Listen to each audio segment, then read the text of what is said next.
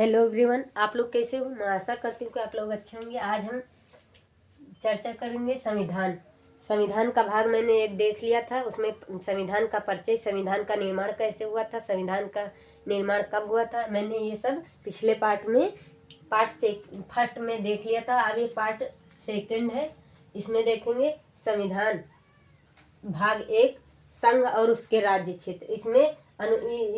इसमें संविधान का व्याख्या किया गया है, संविधान की व्याख्या की गई है।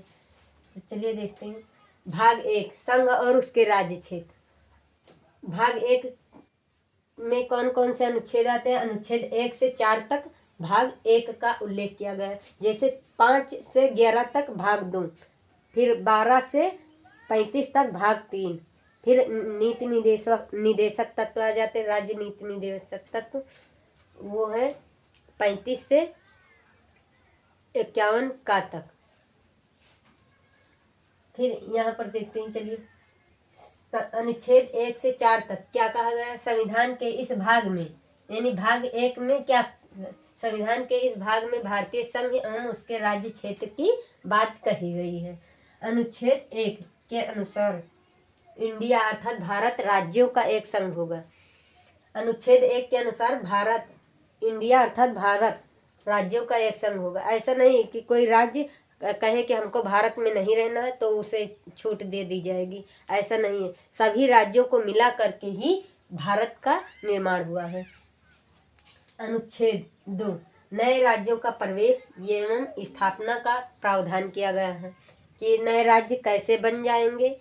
नए राज्य का, जैसे कोई राज्य कह दे कि हमको यहाँ पर नहीं रहना है तो ऐसा नहीं है, उसका विलय कर दिया जाएगा। ये नए राज्यों का प्रवेश एवं स्थापना का प्रावधान किया गया है कि इसको कैसे किया जाता है। फिर अनुच्छेद 3, इसमें संसद को नए राज्य का निर्माण करने एवं वर्तमान राज्यों की राज्य क्षेत्रों की सीमाओं में या नामों में परिवर्तन करने की शक्ति प्राप्त है। इसमें केवल यही अंतर है, इसमें नए राज्यों का प्रवेश एवं स्थापना का प्रावधान किया गया है और इसमें सांसद को नए राज्य निर्माण करने एवं वर्तमान राज्य क्षेत्रों की सीमाओं में या नामों में परिवर्तन करने की शक्ति प्राप्त है। इसमें संसद को है। इस प्रयोजन हेतु राष्ट्रपति को की सिफारिश के बिना किसी भी सदन में कोई भी विधेयक पेश नहीं किया जा सकता। यानी जैसे कोई राज्य क्षेत्र में नाम में परिवर्तन करना है या क्षेत्र विस्तार में परिवर्तन करना है तो उसको राष्ट्रपति की सिफारिश चाहिए। विधेयक राष्ट्रपति द्वारा संबंधित राज्य के विधानमंडल के पास उस पर राय व्यक्त करने के लिए भेजा जाना चाहिए। जैसे कोई राष्ट्रपति है, कोई राज्य का नाम परिवर्तन करना चाहती है तो उसको केवल वो विधेयक राष्ट्रपति द्वारा संबंधित राज्य के विधानमंडल में भेज देगी कि उस पर, ये जरूरी नहीं कि उस पर वो सहमत हो या ना हो, ये मायने नहीं रखता। उस पर यदि राष्ट्रपति चाहे तो वो कर सकता है। राज्य विधानमंडल के मत या राय राष्ट्रपति या संसद पर बाध्यकारी नहीं होती है। जैसे विधानमंडल कहे कि नहीं, हमको राज्य में परिवर्तन नहीं करना है, तो ऐसा नहीं है, वो राष्ट्रपति चाहेगा तो कर देगा। तो चलिए अभी और देखते हैं। अनुच्छेद 4, ऐसा विधेयक बिना किसी विशेष प्रक्रिया के किसी भी अन्य साधारण विधान की तरह साधारण बहुमत द्वारा पारित किया जा सकता है। जैसे ये विधेयक कौन सा, जैसे कोई राज्य में नाम परिवर्तन, राज्य का कोई दूसरे राज्य को तोड़ करके अपने राज्य में मिला लेना, ऐसा विधेयक साधारण बहुमत द्वारा पारित किया जा सकता है। जैसे कोई राज्य में नाम परिवर्तन करना हो तो पूछ लेता है कि राज्य का गठन साधारण बहुमत द्वारा होता है कि विशेष बहुमत द्वारा, तो आप साधारण बहुमत ही करेंगे। तो चलिए और देखते हैं। उपरोक्त उद्देश्यों के लिए संविधान में किया गया संशोधन अनुच्छेद 368 के तहत किया गया संशोधन मान्य नहीं होगा। यानी जैसे इसमें कोई बदलाव करना है राज्य में, नाम परिवर्तन या कुछ भी करना है तो इसमें अनुच्छेद 368 संविधान में दिया गया है कि संविधान में कोई परिवर्तन कर सकते हो, लेकिन यहाँ पर नहीं मान्य होगा। संविधान में किया गया संशोधन साफ साफ लिखा है यहाँ पर, संविधान में किया गया संशोधन अनुच्छेद 368 के तहत किया गया संशोधन मान्य नहीं होगा, अर्थात साधारण बहुमत से नए राज्यों का गठन किया जा सकता है। राज्यों के पुनर्गठन से संबंधित आयोग एवं समितियां, यहाँ पर देखिए पहले संविधान अनुच्छेद 368 यानी 368 के अंतर्गत हम संविधान में संशोधन कर सकते हैं। जैसे कोई नया कानून बनाना हो या नया विधेयक कोई पास करना हो तो 368 के तहत। राज्यों के पुनर्गठन से संबंधित आयोग एवं समितियां, यानी जैसे राज्यों के पुनर्गठन से संबंधित कौन कौन से आयोग हैं। आयोग क्या है, जैसे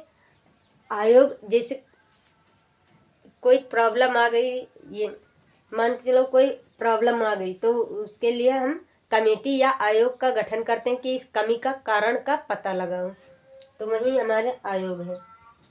आज़ादी के समय भारत में 549 रियासतें भारत में शामिल हो गई और बची हुई 3 रियासतें, यानी जब हमारा भारत आज़ाद हुआ था यानी स्वतंत्रता को प्राप्त हुआ था तब 549 रियासतें भारत में शामिल हो गई थी और बची हुई 3 रियासतें भारत में शामिल होने से मना कर रही थी, एक जूनागढ़, एक हैदराबाद और एक जम्मू कश्मीर। ये इन तीनों राज्य में इन तीनों क्षेत्र में शाही राज का शासन था। जैसे जम्मू कश्मीर में राजा हरि सिंह थे, वो भी मना कर रहे थे कि हमें भारत में शामिल नहीं रहना है, क्योंकि उस समय अंग्रेजों ने ये बात बोल दी थी, जब हमारा भारत स्वतंत्र हो रहा था उस समय अंग्रेजों ने ये बात बोल दी थी कि जिस राज्य को स्वतंत्र रहना है या जिस रियासत को स्वतंत्र रहना है तो वो रह सकती है। तो इसी आधार पर जम्मू कश्मीर के जो राजा हरि सिंह थे वो भारत में शामिल होने से मना कर रहे थे।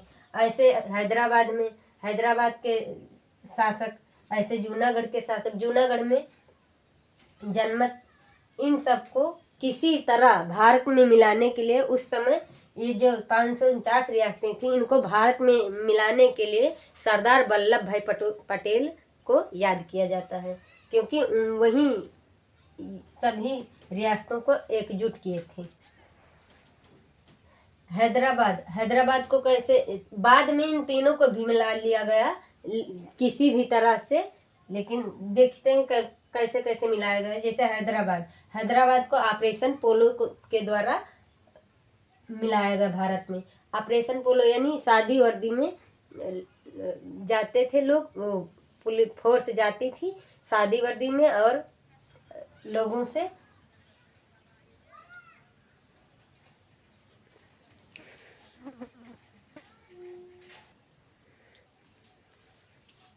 शादी वर्दी में लोग जाते थे और लोगों से बोलते थे। जूनागढ़ जनमत संग्रह द्वारा, जूनागढ़ के जो शासक थे वो मुस्लिम शासक थे, वहाँ पर हिंदू और मुस्लिम, हिंदू की संख्या ज़्यादा थी और मुस्लिम की संख्या कम थी, इसलिए ऑपरेशन जनमत संग्रह द्वारा यानी हिंदुओं से पूछ लिया गया कि आपको रहना है, आपको भारत में शामिल होना, तो उन्होंने कह दिया हाँ, तो जनमत संग्रह द्वारा उनको विलय कर लिया गया। फिर जम्मू कश्मीर में राजा हरि सिंह आने से मना कर रहे थे, तो उनके ऊपर जम्मू कश्मीर के ऊपर 1947 में पाकिस्तान ने आक्रमण कर दिया। फिर विलय पत्र द्वारा इनको भी, तब राजा हरि सिंह भारत से मदद मांगे, उस समय विलय पत्र द्वारा उन पर हस्ताक्षर करा लिया गया।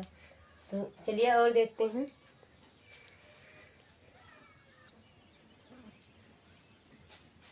राज्यों के पुनर्गठन से संबंधित समितियां या आयोग। तो आयोग क्या है, हमने बताया था कि जैसे कोई प्रॉब्लम आ जाती है तो उस प्रॉब्लम का कारण यानी रीजन पता लगाने के लिए हमें आयोग का गठन करना पड़ता है। तो चलिए देखते हैं। धर आयोग समिति क्या है, जो राज्यों के पुनर्गठन से संबंधित है। स्वतंत्रता प्राप्ति के बाद भारत में भाषा के आधार पर स्वतंत्रता प्राप्ति के बाद भारत में भाषा के आधार पर राज्यों के पुनर्गठन की मांग उठने लगी। अभी अभी देश आज़ाद हुआ था और भारत में राज्यों का पुनर्गठन भाषा के आधार पर होने लगी। जून 1948 में भारत सरकार ने एस.के. धर की अध्यक्षता में भाषाई आयोग का गठन किया। इसीलिए इसका धर आयोग कमेटी, इसकी अध्यक्षता कौन कर रहे थे? एस.के. धर। आयोग का गठन किया गया। आयोग दिसंबर 1948 में अपनी रिपोर्ट पेश की, जिसमें कहा कि राज्यों का पुनर्गठन भाषा के आधार पर ना होकर के प्रशासनिक सुधार के आधार पर होना चाहिए। ये बातें सुन करके ये कहा कि राज्यों का पुनर्गठन भाषा के आधार पर ना होकर प्रशासनिक सुधार के आधार पर होना चाहिए। इससे राज्यों में अत्यधिक असंतोष फैल गया। लोग नाराज हो गए कि भाषा के आधार पर, प्रशासनिक सुधार के आधार पर कैसे, भाषा के आधार पर नहीं होना है। ये बात सुन करके लोग नाराज हो गए। अतः भारत सरकार ने कहा कि नाराज मत हो, हम एक दूसरा आयोग का गठन करते हैं। अतः भारत सरकार ने दिसंबर 1948 यानी तुरंत उसके जस्ट बाद दिसंबर 1948 में भाषाई प्रांत समिति यानी जेवीपी समिति, जिसे जे मिस जवाहरलाल नेहरू, वी मिस वल्लभ भाई पटेल, पी मिस पट्टाभी सीतारमैया, ये तीनों की अध्यक्षता में भाषाई प्रांत समिति का गठन किया गया। दिसंबर 1948 में गठन किया गया। अभी देखते हैं, तो यही तो दिक्कत रही। जेवीपी इस समिति ने अप्रैल 1949 में अपनी रिपोर्ट पेश की और इसने भी सिफारिश की राज्यों का गठन भाषा के आधार पर ना होकर के प्रशासनिक सुधार पर होना चाहिए। इसलिए धर आयोग की राय सही था। ये कौन सी कमेटी बोली? समिति बोली, यानी जेवीपी समिति, जिसमें शामिल थे जवाहरलाल नेहरू, वल्लभ भाई पटेल, सर पट्टाभी सीतारमैया। इन लोगों की अध्यक्षता में जेवीपी समिति का गठन किया गया था दिसंबर 1948 में, और इसने रिपोर्ट कब पेश की? अप्रैल 1949 में। लेकिन जब इसने अपनी राय व्यक्त की तो उसके बाद क्या हुआ? लेकिन इसके विरोध में 56 दिन तक लंबा आंदोलन चला। लोगों में आक्रोश हो गया, भूख हड़ताल हुआ, जिसमें कांग्रेसी नेता पट्टी श्रीरामुलु की मृत्यु हो गई। 56 दिन तक भूख हड़ताल चला, जिसमें कांग्रेसी नेता थे एक पट्टी श्रीरामुलु की मृत्यु हो गई, जिससे आंदोलन और बढ़ गया।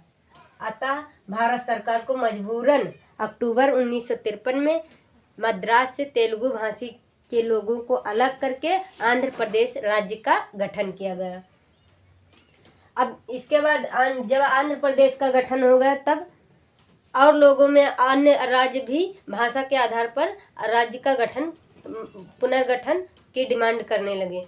तो तब उसके लिए बना फजल अली आयोग। तो चलिए देखते हैं फजल अली आयोग।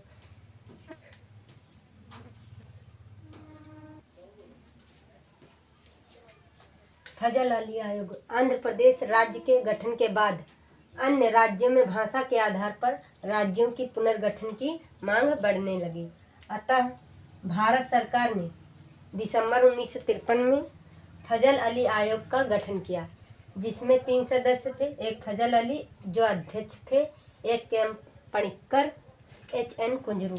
इसने अपनी रिपोर्ट 1955 में पेश की और इस बात को स्वीकार किया कि राज्यों के पुनर्गठन में भाषा को मुख्य आधार बनाया जाना चाहिए। लेकिन इस पर एक शर्त, इस कमेटी ने एक राज्य एक भाषा को अस्वीकार कर दिया, यानी उसे मना कर दिया।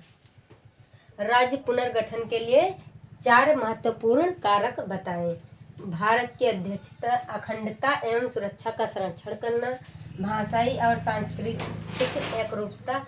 ऐसा नहीं कि भाषा के आधार पर संस्कृति को भूल जाना, ये नहीं है। भाषाई और सांस्कृतिक एकरूपता, वित्तीय, प्रशासनिक व आर्थिक तंत्र, सभी राज्यों और पूरे देश के लोगों को कल्याण की योजना का समर्थन करना। फजल अली आयोग ने अपनी रिपोर्ट, फजल अली आयोग की सलाह पर भारत सरकार ने 7वें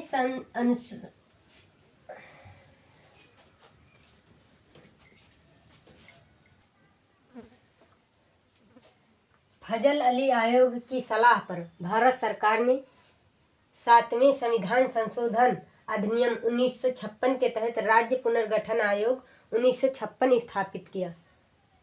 परिणाम स्वरूप 1 नवंबर 1956 को 14 राज्य 6 केंद्र शासित प्रदेश बनाए गए। 1974 में सिक्किम ने भारत में शामिल होने की इच्छा जताई, अतः संसद द्वारा 35वें संविधान संशोधन अधिनियम 1975 द्वारा सिक्किम को भारत में शामिल कर लिया गया।